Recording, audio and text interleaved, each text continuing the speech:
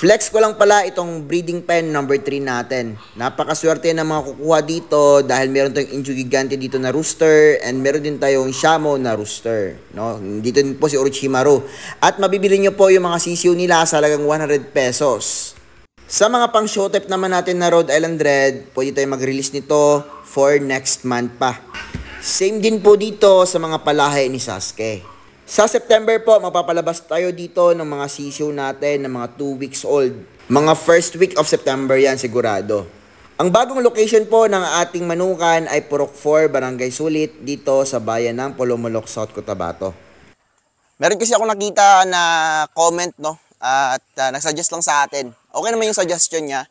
Sabi niya lang ay hindi daw pwede munang i-incubate yung or isa lang, no? Or baka hindi daw mapisa yung ating itlog na first itlog, no, ng ating G-fowl kasi nga nung nakaraan nawala tayo ng G-fowl na lalaki. Yan. So yung sabi niya lang is wag mo nang i-incubate yung first na itlog hanggang ikatatlong itlog. Yan. So hindi ba mapipisa yon? Yun yung sasagutin natin. So based on my experience, no, kasi nga dito sa mga manok natin, madaming manok yan. Hindi na sobrang dami, tama lang. Yan. Tapos, hindi ko malalaman kung saan yung itlog ng dumalaga dyan. Yan. Pero, may clue ako kasi yung mga itlog ng dumalaga is yung mga maliliit. Yung mga maliliit na yon, yung ginagawa ko ay ini-incubate ko rin. No? Napipisa pa rin, no? Kahit papano. Yan. Pero nakadepende yan sa manok. Kasi kapag fertile yung rooster na nag-mate sa kanya and fertile din siya, no, kahit first na itlog na yan or second na itlog, no, magiging fertile eggs po yan. Yan. Tapos sa pag-iimbak naman namin ng itlog dito is below 7 days. Yan, maximum na kami sa 5 days na pag-iimbak, tapos ilo-load namin sa incubator. Meron pa akong isang sample at ito yung nagpapatunay. No, kasi nga gusto lang natin na base experience natin, no, hindi lang sa theory. Yan, nakadepende kasi yan, no, kung maganda yung pinapakain din natin, no, syempre fertile and nasa magandang kondisyon yung ating mga breeders. Yan, kahit dumalaga pa yan. So, itong ating Rhode Island Red ay syempre sisiyo pa to itong nakuha natin, no, 2 months old yung 2 months old, no, yung nakuha natin sila. Yan. Ngayon malalaki na yan sila, no, 5 months old. Nung 4.5 months old sila, ay nangitlog po sila. Pero habang nangingitlog yung mga ito, ay yung ginawa natin, naglilipat tayo ng manukan. So, na-stress din po sila. Yan. Pero, yung naipon ko na mga itlog nila, yan, konti lang yung naipon ko, 4 lang ata. Yan. Fertile po yun, yung 4 na yun. Yan. Tapos, yung 2 hindi po nakalabas, 2 lang po yung nakalabas. And nandun sa ating brooder. Yan. So ito naman si Sasuke, meron akong super napakaganda, no, na brood hen dati. So hindi ko palagi napapakita yun sa inyo, pero sobrang ganda nun, dumalaga yun at na-deads, no. Hindi ko lang alam bakit na-deads yun, basta pagkakaalam ko napakaganda ng katawan niya, chinek ko siya. Yan. Kahit nung deads na siya, no, mabigat pa rin, napakaganda pa rin ng katawan. Yung rason lang doon is baka hindi po napainom ng tao natin doon sa dati nating manukan. Kaya yun, na-deads.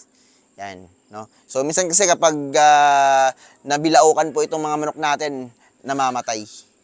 Yan, no? So, napaka-importante ng tubig dito sa ating mga alagang manok. So, doon pala sa G-fowl natin, may 3 itlog lang doon and na-load na natin dito sa ating incubator.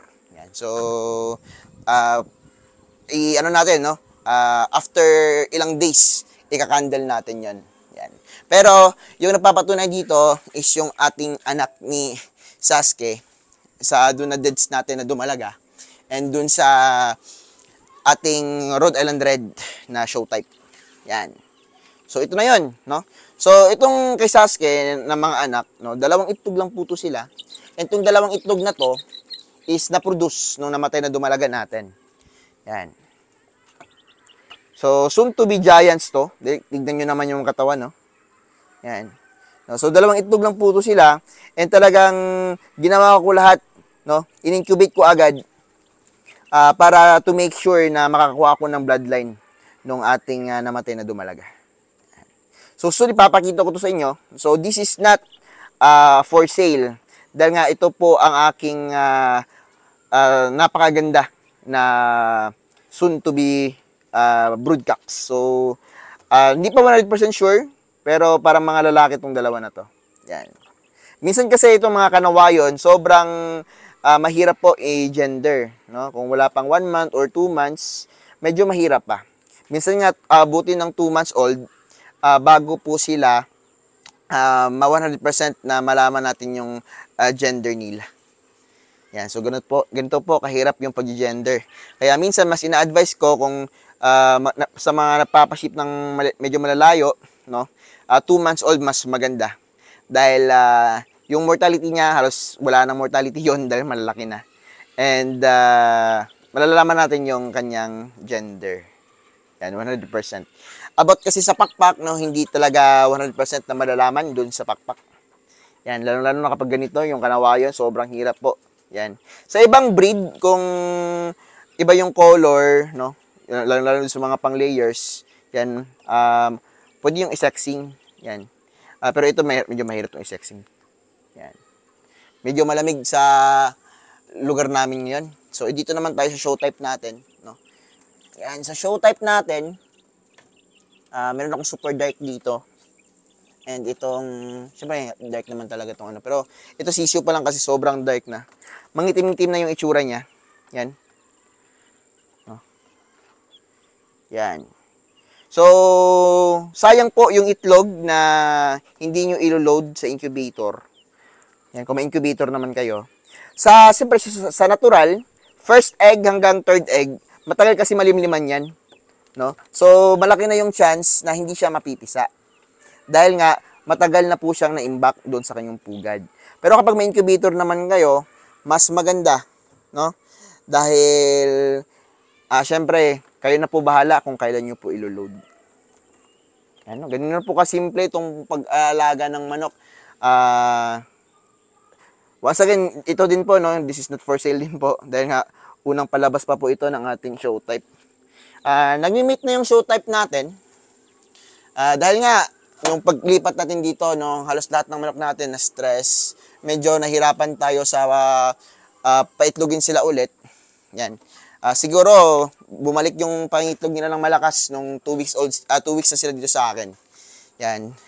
Kasi nga, biyahe, tapos habang binabiyahe, umuulan din. Yan. So, ito na yung mga nalilikom natin na itlog. So, ito, no, is 2.5 days na itlog. Yan. Yung pang-half kasi, ngayong hapon, nandun pa sa multi-cab natin, doon ko nalagay. Yan, lalagay natin yun dito. Yan. So, nasa mga 30 to 40 eggs a day pa lang tayo. Yan sa ngayon. Yan. Pero okay na, kasi nga, bumabalik-balik na. Yan. So, target natin kasi dito talaga is 2 trays to 3 trays a day. Yan. Yan. Ito na yung mga naloload natin na, na mga itlog sa 22. Yan, meron na tayong hatch. Yan, and every 5 days na yan. So, ganyan lang po kadali, no? Kung gusto nyo sa susunod, malakas na yung sobrang malakas ng pangitog ng manok ninyo, yan, pwede kayong mag-load ng every 3 days, yan. Every 3 days or every day, depende sa inyo. Yan, kung depende sa dami ng kulungan ninyo. So, napakasaya po mag-alaga nitong pagmamanok. Yan nga, yun si kuya, gusto mag-alaga ng manok at kukuha dito sa atin. Nabigyan ko na yun dati. Yan. About naman sa feeds, no, may mga bumibili dito, pwede kayong bumili dito sa feeds natin for breeders. Yan.